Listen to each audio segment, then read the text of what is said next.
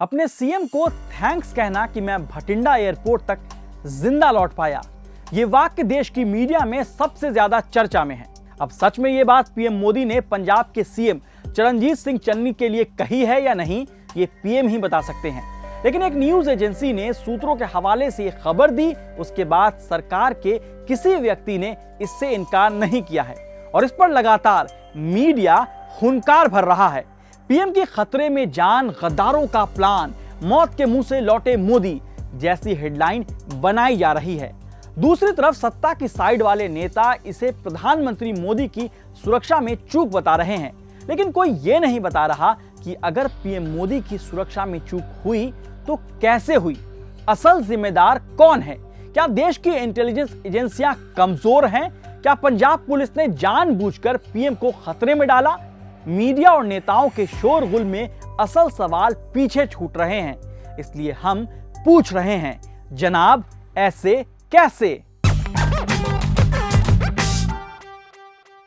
5 जनवरी 2022 को प्रधानमंत्री नरेंद्र मोदी का फिरोजपुर में चंडीगढ़ स्थित PGI-MER के सैटेलाइट और दिल्ली अमृतसर कटरा एक्सप्रेसवे सहित 42,750 करोड़ रुपए से अधिक की लागत की विकास परियोजनाओं का शिलान्यास करने का कार्यक्रम था। इससे पहले पीएम मोदी को भटिंडा एयरपोर्ट से हेलीकॉप्टर से हुसैनीवाला में राष्ट्रीय शहीद स्मारक जाना था और आखिर में एक नॉन ऑफिशियल पब्लिक मीटिंग यानी रैली को संबोधित करना था, लेकिन यह सब नहीं हो सका। दरअसल पीएम मोदी जब पंजाब के भटिंडा पहुंचे तो वहां मौसम खराब हो गया। मौसम के कारण हेलीकॉप्टर से फिरोजपुर जाना संभव नहीं था, इसलिए सड़क के रास्ते उन्हें हुसैनीवाला ले जाने का फैसला किया गया। पीएम मोदी का काफिला जब रास्ते में था तब हुसैनीवाला से लगभग 25 किलोमीटर और फिरोजपुर शहर से ठीक पहले प्रदर्शनकारी किसानों द्वारा सड़क जाम करने के कारण एक फ्लाईओवर पर रुक गया। यहां पीएम मोदी को 15 से 20 मिनट इंतजार करना पड़ा और फिर आखिरकार बिना हुसैनीवाला गए ही भटिंडा लौटना पड़ा। इसी को पीएम की सुरक्षा में चूक बताया गया और निशाने पर आ गई पंजाब सरकार। अब सारा विवाद यहीं से शुरू होता है और सवाल भी। पहला सवाल, पीएम जब किसी रास्ते से ट्रैवल करते हैं तो उस रास्ते को पहले सैनिटाइज किया जाता है, यानी वो रास्ता सुरक्षित है या नहीं इसकी जांच होती है। क्या इस बार ऐसा नहीं हुआ? तो क्यों नहीं हुआ? पीएम की सुरक्षा जरूरी है या कार्यक्रम में जाना? सवाल नंबर 2, जिस रास्ते से पीएम जा रहे थे वो पूरा रूट भटिंडा, फरीदकोट और फिरोजपुर जैसे जिलों से होकर गुजरता है, जो ग्रामीण मालवा में है। ग्रामीण मालवा किसानों के विरोध का केंद्र है, तो क्या इस बात की जानकारी केंद्रीय एजेंसियों जैसे कि इंटेलिजेंस ब्यूरो को नहीं थी?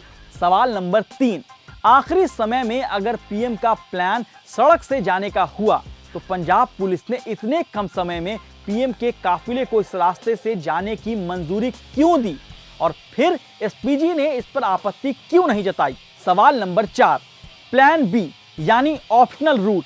पीएम की यात्रा एसपीजी रूल बुक के आधार पर होती है, जिसके मुताबिक बैकअप रूट तय होता है, सेफ हाउस तय होता है। मुख्य रूट में तकनीकी या दूसरे कारणों से अंतिम समय में बदलाव की स्थिति में एसपीजी इन ऑप्शनल रूट का इस्तेमाल कर सकती है। तो क्या इस बार ये रूट तय नहीं हुआ था?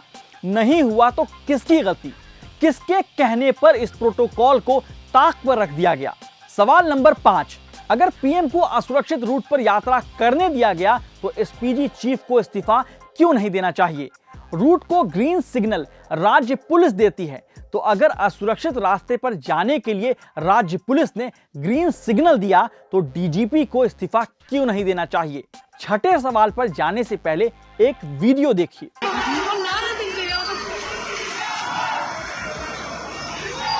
सोशल मीडिया पर यह वीडियो वायरल हो रहा है, जिसमें पीएम की कार फ्लाईओवर पर दिख रही है और कुछ लोग नारे लगा रहे हैं। बीजेपी समर्थक मीडिया ने इस वीडियो को तुरंत पीएम मोदी का विरोध करने वाले प्रदर्शनकारियों से जोड़ दिया, लेकिन वीडियो के आखिर में एक शख्स बीजेपी का झंडा लिए दिखता है। अगर वो प्रदर्शनकारी था तो वो बीजेपी का झंडा लेकर क्या कर रहा था? खैर वो भी छोड़िए, सवाल पर आते हैं कि चाहे वो प्रदर्शनकारी हो या बीजेपी समर्थक, उन्हें पीएम के काफिले के इतने करीब क्यों आने दिया गया? पीएम के काफिले के आगे एक चेतावनी कार चलती है, तो इस कार ने लोगों को क्यों नहीं नोटिस किया? सवाल नंबर 7, जब लोग नारे लगा रहे थे भीड़ थी, एक बस भी दिख रही थी, फिर एसपीजी ने तुरंत यू टर्न क्यों नहीं लिया? 20 मिनट का इंतजार क्यों? अगर पीएम कह रहे हैं कि जान को खतरा था तो एसपीजी को जवाब देना चाहिए, क्योंकि इनर लेयर की सुरक्षा पूरी तरह से एसपीजी की है। पीएम की जान को खतरा था तो पीएम की गाड़ी के आगे शील्ड बनकर गार्ड क्यों नहीं थे? उन्हें कवर क्यों नहीं दिया गया? कैसे गाड़ी का फ्रंट एरिया खाली था? अब आते हैं नतमस्तक मीडिया कवरेज पर। आपके सामने कुछ हेडलाइन है। मोदी के खिलाफ खूनी साजिश, मौत के मुंह से लौटे मोदी, पंजाब में मोदी की जान जा सकती थी। इन हेडलाइन को देखने और पढ़ने से तो ऐसा ही लग रहा है जैसे सच में पीएम पर कोई हमला हुआ है। एक एंकर ने तो भारत से ज्यादा पाकिस्तान में पीएम मोदी की सुरक्षा की बात कह दी। क्या यह अपने देश और अपनी सुरक्षा एजेंसियों को नीचा दिखाना नहीं हुआ? क्या राजनीति के लिए अपने जवानों का अपमान करेंगे बिना पुख्ता सबूत के? देश की सबसे काबिल और भरोसेमंद कमांडो से लैस एसपीजी यानी स्पेशल प्रोटेक्शन ग्रुप के काबिलियत पर भी सवाल उठाएंगे, अपने ही जवानों की क्रेडिबिलिटी पर सवाल उठाएंगे। ये कैसी देशभक्ति है? अब आते हैं पीएम के उस कथित बयान पर जिसके बाद सारा हंगामा शुरू हुआ। अपने सीएम को थैंक्स कहना कि मैं भटिंडा एयरपोर्ट तक जिंदा लौट पाया।